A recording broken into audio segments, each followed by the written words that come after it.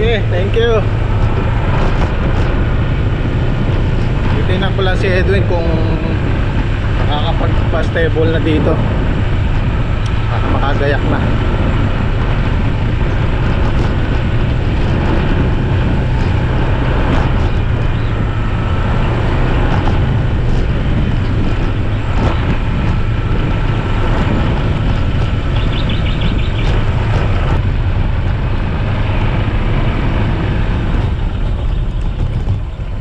Meron tayong bagong kapit bukid. Ayan o. Fresh na fresh yung kubo. Merong naka-arkila dito sa plano kong kuhanin. Isang subscriber natin, napanood daw niya sa vlog na pinapa-arkila. Eh ako naman, hindi ko kinaya yung yung pagrenta kasi nga nagsabay-sabay yung pagrenew natin dito sa farm 3 tsaka sa farm 2. Kasabay-sabay kaya hindi ko nakuha to.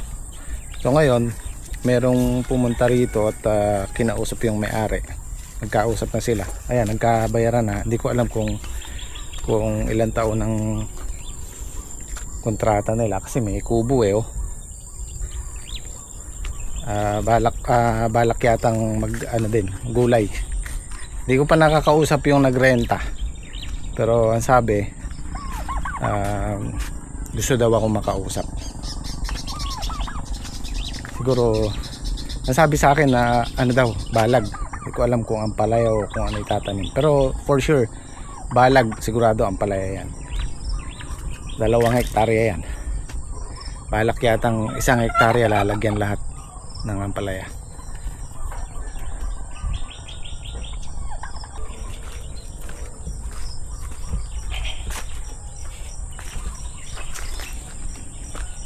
Hello. Nag-aano na ulit sila. Boer. Apple. Nag-aano na ulit yung mga nanganak na kambing. Ano tawag nito? Naglalandi na naman. So bilang ulit tayo ng 5 months hanggang 6 months, meron na namang buntis na mga anak yan.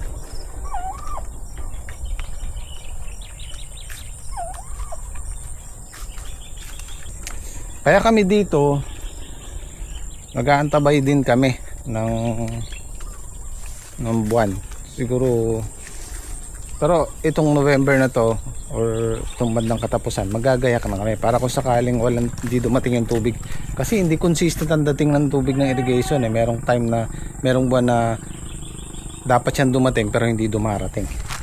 Kaya mahirap yung sitwasyon dito kasi hindi namin alam yung dating ng tubig at kung darating siya o hindi. Kaya mahirap. Kung regular ang dating ng tubig, alam natin kung naka-schedule, alam natin kung ano itatanim natin. Halos kamukha siya nung kubo dito, kaya lang medyo mas maliit siya ng konti. Ang sabi sa akin ni Edwin, nakausap niya yung nagrenta rito, nakuha daw niya ng 60k. Kaya lang delikado to kasi nakapatong lang dun sa concrete na biniling balde, tapos pinatong. Kailangan nito nakatali o nakaserga kasi pag malakas ang hangin itataob niya to. Well, i-advise na lang natin yung nag-arkila kung sakaling makausap natin. Nalinis ko nga pala kay kay Mamay ang kubo, asawa ni Edwin.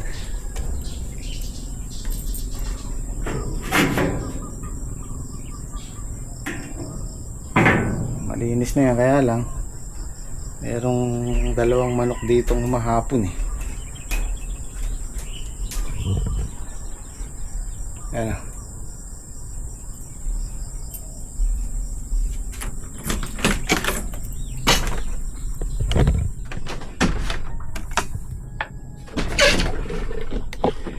Yun linis. Parang bago, parang binarnisan ulit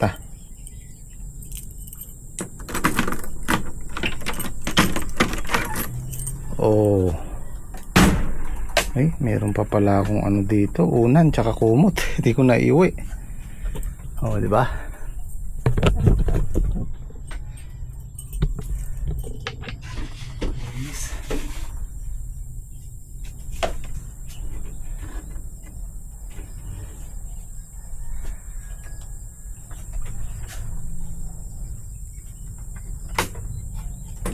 Meron tayong kailangang tulugan dito o bantayan, dito tayo matutulog. Kaya lang meron akong ikukwento sa inyo. Hindi ako naniniwala hanggang di ko siya nakikita. Si Edwin, nung may talong kami dito, nagbabantay siya dito. Lulusong siya ng madaling araw, alas 2, alas 12. Isang gabi, musong daw siya ng alas 2. Tapos pinatay niya yung ilaw. Kasi pagka lumulog, andyan lang yung bahay ni Edwin, dito lang sa kabila. Ngayon, lumusong daw siya, hindi niya binubuksan yung flashlight niya. Binilan ko siya ng flashlight eh. Ang ginagawa niya, maglalakad siya dito, walang flashlight. Tapos pag uuwi na siya, tsaka niya bubuksan yung flashlight. Ngayon, pagdating niya doon, sa diki na yan, meron daw siyang nakita dito nakaupo. Nakaputi, purong puti, tapos mahaba ang buhok, nakayukong ganon. Dito mismo sa hagdan na to. Ayan, dito daw siya mismo nakaupo. Nandun si Edwin naglalakad. Ngayon, plano niyang puntahan yung nakaupo dito, baka daw tao. Ayan, nung papasok siya dito, namatay yung mga solar. Hindi ko alam kung coincidence lang yung nangyari o totoo. So yan ang istorya niya. Hindi na siya tumuloy, umuwi na lang siya. Ngayon, meron daw nagkwento, lumipas ang isang linggo, merong nagkwento ulit, tricycle driver na naghatid yata dito ng pasahero, madaling araw din. Pagdaan daw niya dito, meron daw siya nakita din ganon, yung figure na kinukwento mismo ni Edwin. Dito rin nakaupo. Kinuwento niya kay Edwin. Tapos, kinuwento rin ni Edwin na nakita niya rin yun. So, yun ang mga pangyayari. Mas nakakatakot guys yung taong buhay. Kung meron man yung kinukwentong o kung maniniwala man kayo sa ganon, hindi naman nananakit yun eh. Kung meron man, ang nakakatakot yung buhay na tao, yung kaya kang saktan, no? Diba? Yan ang kinakatakot ko sa mga gantong lugar pagka halimbawa matutulog ako dito. Nung minsan natulog ako dito, diba nga maraming sa inyo, maraming payo sa akin na huwag akong matulog mag-isa rito. Pero nakapag-isip-isip ako, delikado nga naman. Paano kung merong nangyari sa akin, wala makakita, di ba? So, okay, let's go. Tara sa farm 2.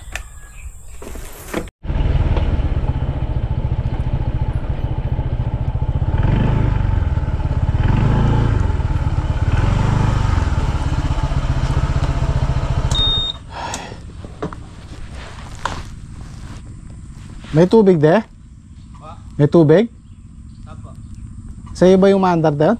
Hindi po. Tractor po yun. Akala ko harvester.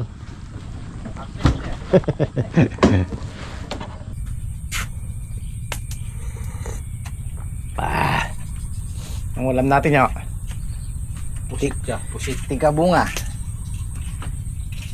Tapos Tausing bango. tausi, yung piniprito muna. Oh yeah. Ayos, bagong bagong putahe. Tausi.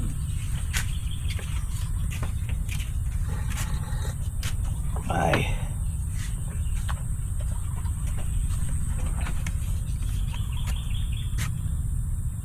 Nabasa kaya ilalim nito de? Babaw lang. Pero hindi pa ubra ngayon. Hindi pa Alangan pa eh. Oo. Kailangan kasi medyo tuyo para madurog, maganda yung pagkapino niya. Napaka-importante sa gulay nung ganon, yung kailangan pino yung lupa para hindi mahirapan tumubo yung ano, yung ugat niya. Hindi mahirapan kumapit. Ano ba yung sinesenyas ko?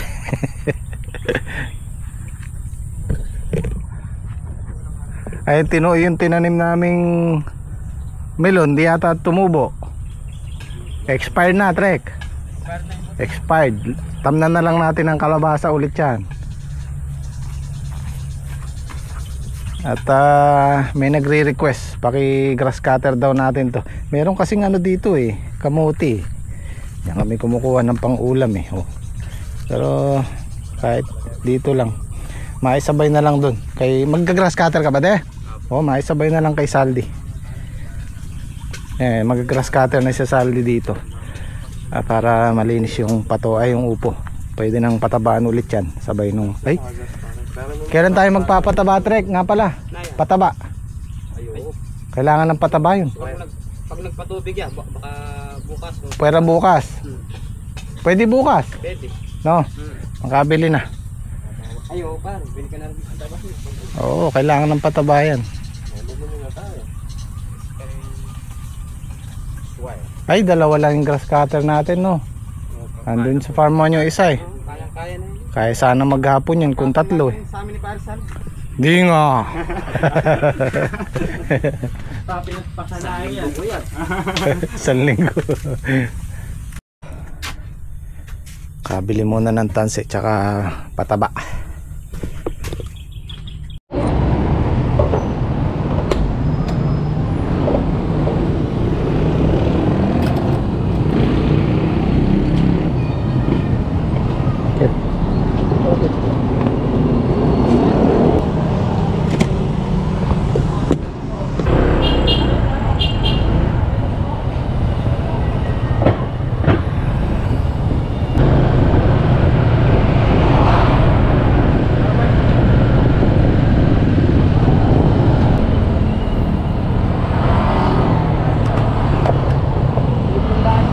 Meron? Opo. Hindi ko lang po alam kung anong variety.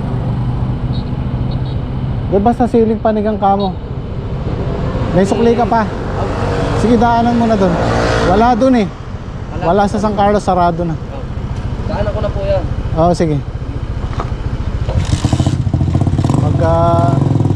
Ipapakuha ko ng isang tray na ano, sili. Meron tayong ulipin doon eh.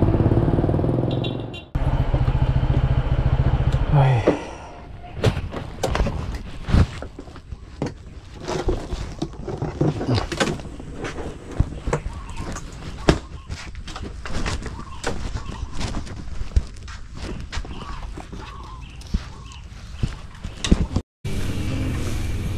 Di mo na itanong kung anong variety ito. Kanina po. Kaneko.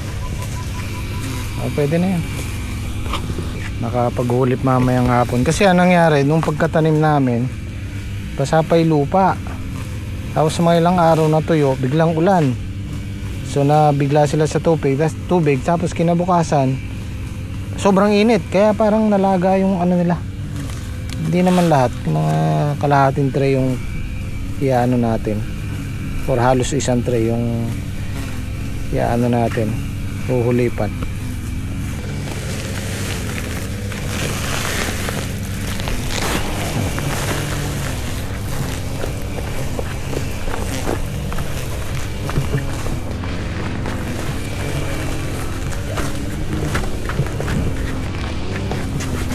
Yan na lang.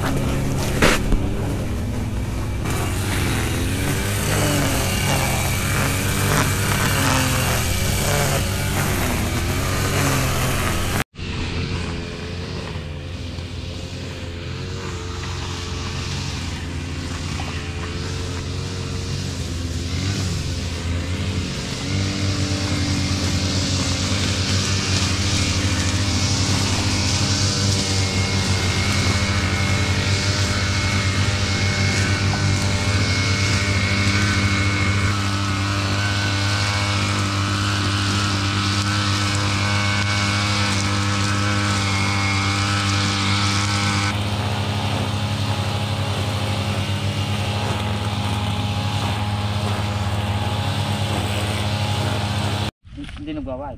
Hindi naman pare. Talagang ganyan lang talaga no. Dito nga kami sa mga.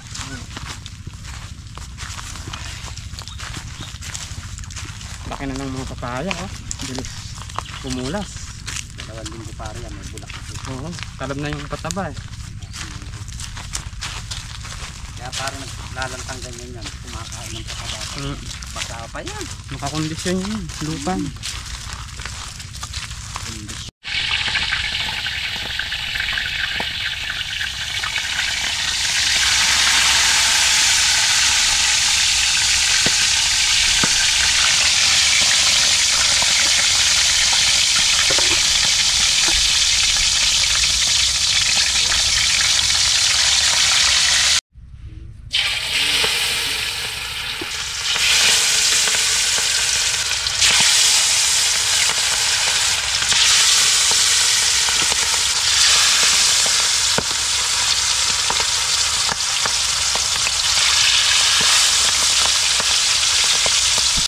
Ako.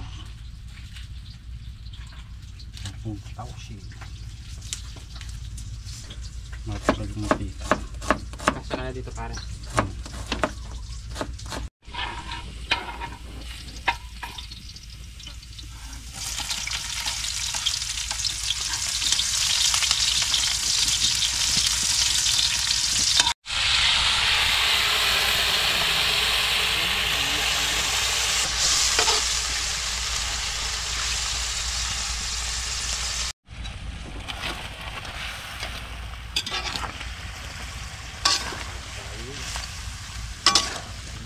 Yang pera niya naglalaro sa gabi. Pero yung kanina parang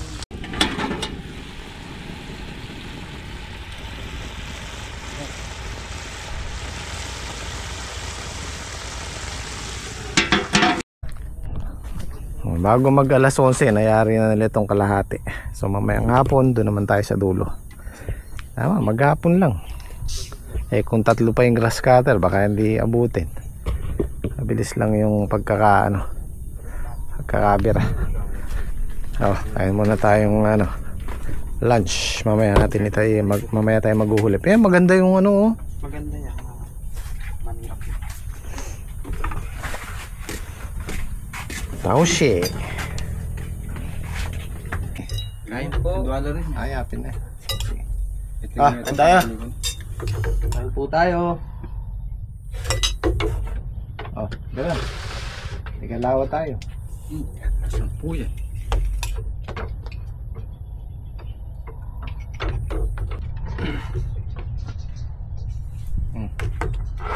Ay. Malimay ka. Kakapalo kami nasi. Aliwa naman na ako minyando. Kakakalo pa rin ka na ako. Ayos lang naman yan pagkatanghali. Tanghali naman eh. Mapasarap yung tulog. Hindi tulog mo. Eh, tulog. Masarap pa mo ikain, tapos masarap pa tulog.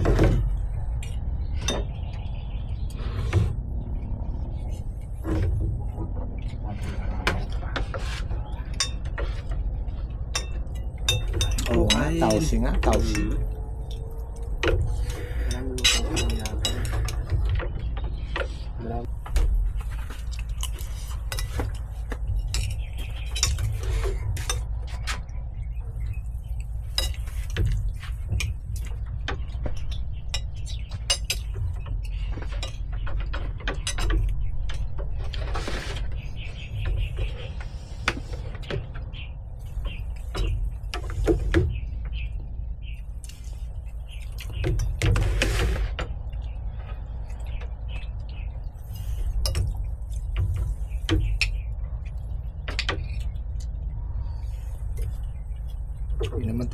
Hindi naman tayo mag-spray mamaya, trek mo.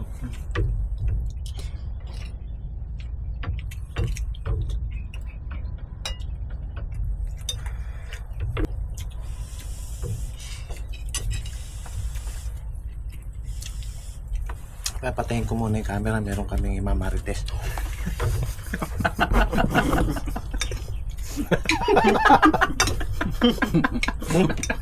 Sarap pag-usapan. May mamarita si paring ngayon.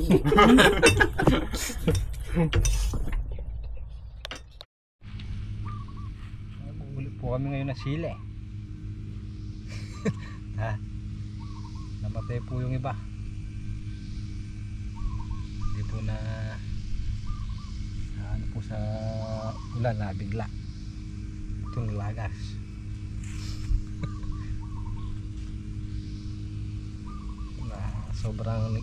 Sobrang po ng init.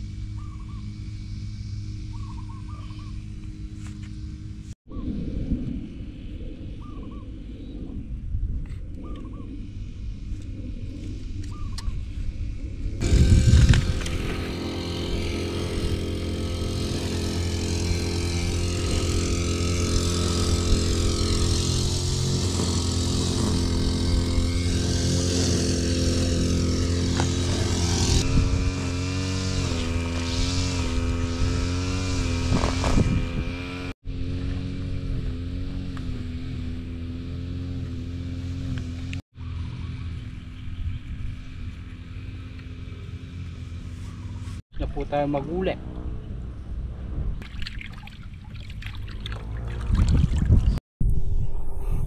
Yan, malinis na yan hanggang dulo. Bali ano na lang natira, dalawang kalahati. Bago tayo umuwi baka matapos na nila Pat at ni Saldi. Kasi pagka madamo mahamog sa umaga, mababasa yung paa mo, pantalon. Saka malamok. Ay malinis na. Pwede na ulit natin patabaan yan. Ito malinis yung ano nito eh. Yung gitna. Ang tabing tudling lang ang lilinisin natin.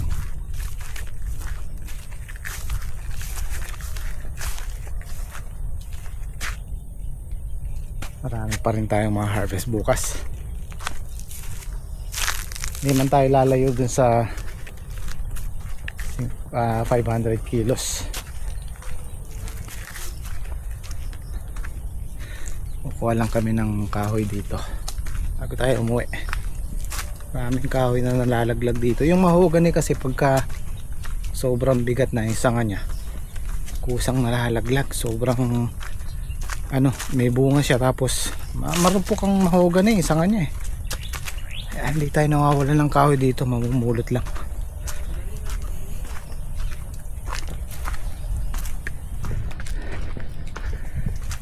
Bukas magpapataba tayo dito. Patola. Pataba pa tubig.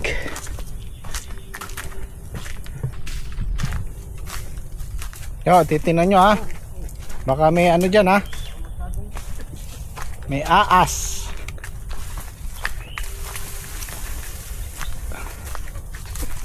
Nako, delikado yan. Pinabahayan ng aas yan. Ang dami yun ang pala ito yan. Ha? Hindi ko tinambak yung ampala yan. Hindi muna natin yung ampala yan. Hindi, yung kahoy ano ba yan? Mahogany. Ayos yan, tuyo na. Dapat pala madala yung chainsaw eh. Parang mabilis. Tuyo naman yun. Ano, puputulin mo rin.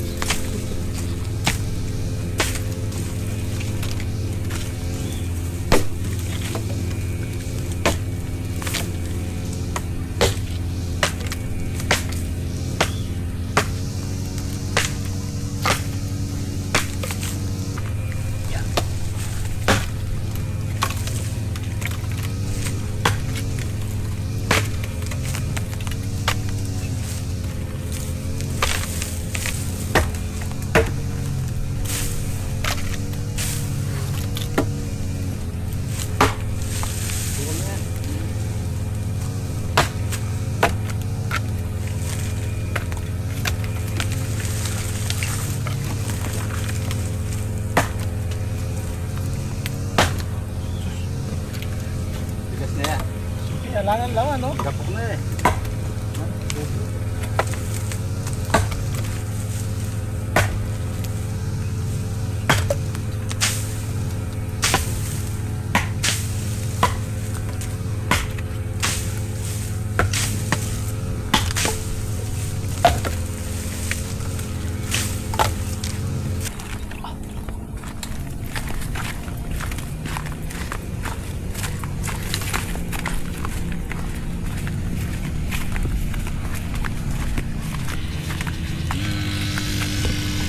Andito sa farm 2, mahigit na kami isang taon. August, September, October. 1 year and 3 months. Siguro hanggat maganda pa yung ano ng lupa sa gulay, hanggat may nutrients siya, nire-renew ko pa rin to. Kasi ang ganda ng pwesto na to eh. Safe kami, nakabakod, sarili namin yung daan, walang ibang pumapasok, di ba? Kaya hanggat maganda yung tanim natin dito, i-renew ko to. Mahirap na makahanap ng gantong pwesto. Although medyo malayo sa amin, siguro mula sa amin nasa 5 kilometers ang layo. Pero kung magsisingle ka, 15 minutes hanggang 20. Pero kung gawa yung kalsada dyan, mabilis lang, 15 minutes lang, nandito ka na.